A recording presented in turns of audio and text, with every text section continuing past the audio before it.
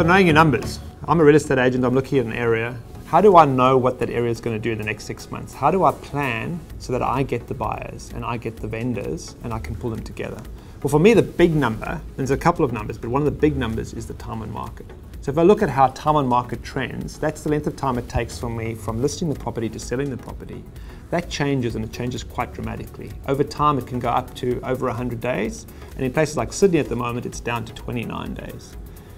What time on market does is it gives you a forward indicator of what's going to happen to prices. Because almost always you'll see time on market change before prices change. So if you know if time on market's coming down, properties are selling faster, very quickly and very obviously prices will start to go up.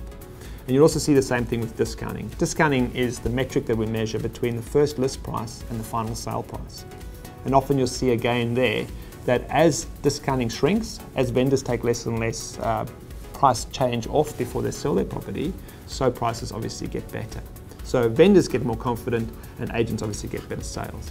There are other trends of course too, and one of the big ones at the moment is that 40% of properties are being sold to investors. So if you're a real estate agent, you should know who your buyers are. And one of the big trends is to see what kind of rental stock am I seeing on the market now, what price ranges are we seeing being sold, what is the number of sales, and what's the number of listings. If the number of listings is much higher than the number of sales, again, it's going to indicate a soft market.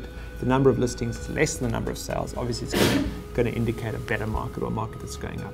And with investors, especially, if you can see the current rental trends, especially in rental yield and occupancy, you get a real feel for, are investors going to stick around or are they going to start to pull back because their capital gains and their yields are not as good as what they'd expect.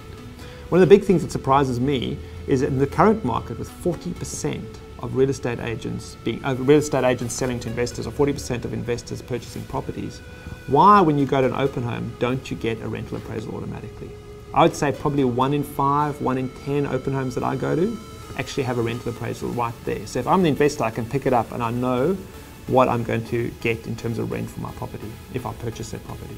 Often the real estate agent doesn't give me the full picture. They only tell me you can buy this property for X, this is what the vendor wants. They don't tell me this is the rental you're going to achieve, this is the kind of depreciation you can get if you want to depreciate this to minimize your tax.